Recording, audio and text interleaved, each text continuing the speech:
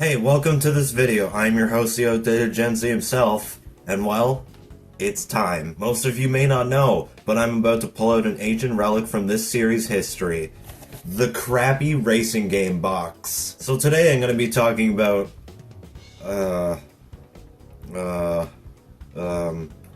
the same damn thing I talked about when I started this gag. So yes, welcome to the 5th volume of What Reruns. This is an ongoing series where I talk about stuff I already talked about, like this totally not illegally burned copy of Sonic R. So Sonic is fast, right?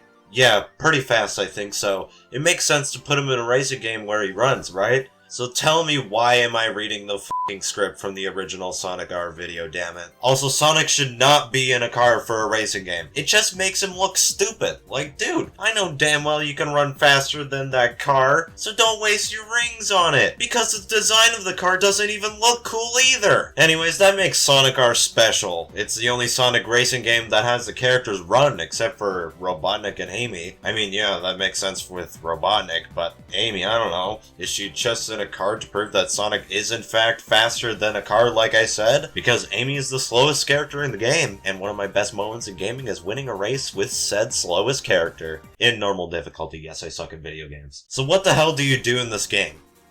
Race. Well, before that part, you get 4 characters to start out with. Sonic, Tails, Knuckles, and Amy. Robotnik is X'd out because it's illegal to play as the villains at the start of the game, but as well, there's 4 characters that we only currently see as shadows. I hope all of them are just robot versions of characters that are already in the roster, but are also way faster than them. Bruh. But let's get into what you do in these tracks, because there is actually more than just racing. And I might as well explain why the maps look like that anyway. Well, the reason why it looks like a maze is because you can find some fun collectibles you can get across each of the 5 tracks.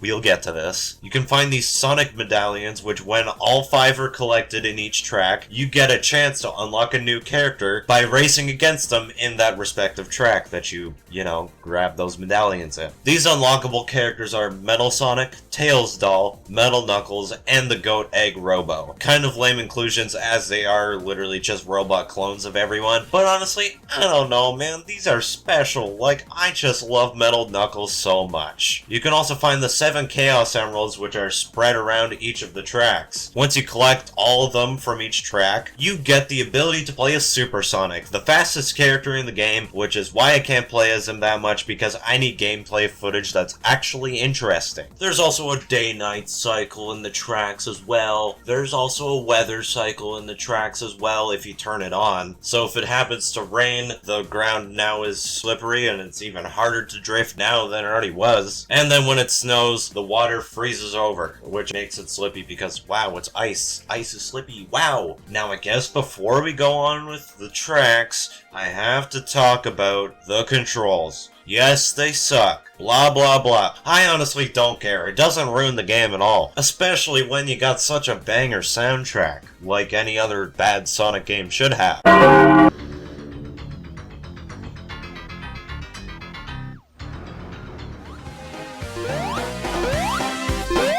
So yes, the tracks. There's only 5 of them. It kinda sucks, but honestly, since I replayed this game again, I mean, it's pretty good. Each of these tracks are filled to the brim with random crap that you could go ahead and explore, which I'll explain later with one of the modes, but let's just get right into it right here, right now. Starting with Resort Island. It's a good starter course to explain what Sonic R is all about. There's still multiple paths everywhere to go ahead and explore, so it kinda eases you into what the Sonic R formula is. Next we got Radical City, and honestly, I really like this track. Sure, it kinda sucks track design wise when you're trying to get all the collectibles with the extremely sharp corners, but I mostly like it for the visuals. The lighting in this is sick, especially with the day-night cycle this game has. It's really cool. Next we got Regal Ruin. I probably pronounced that first word wrong, and This track kinda sucks, at least track design wise. The visuals are once again pretty cool to look at, regardless of it being, you know, early 3D type crap, but man, this track design is bad. But it's at least not the worst thing I ever played from a racing game. Next we got Reactive Factory. Honestly, it's the best track in the game for me. I know that might be a little bit weird because it's literally just a basic ass factory, but it's got my favorite Sonic R song in it, so honestly, I count that as the best track in the game. And lastly, we got Radiant Emerald. This is literally just a ripoff of Mario Kart's Rainbow Road, and that's all I really got to say about it. It literally just feels like a ripoff of Rainbow Road. But hey, it's got multiple paths now because it is Sonic R after all. Now let's talk about those damn modes. Well, of course we got multiplayer, but I have no friends that like playing stupid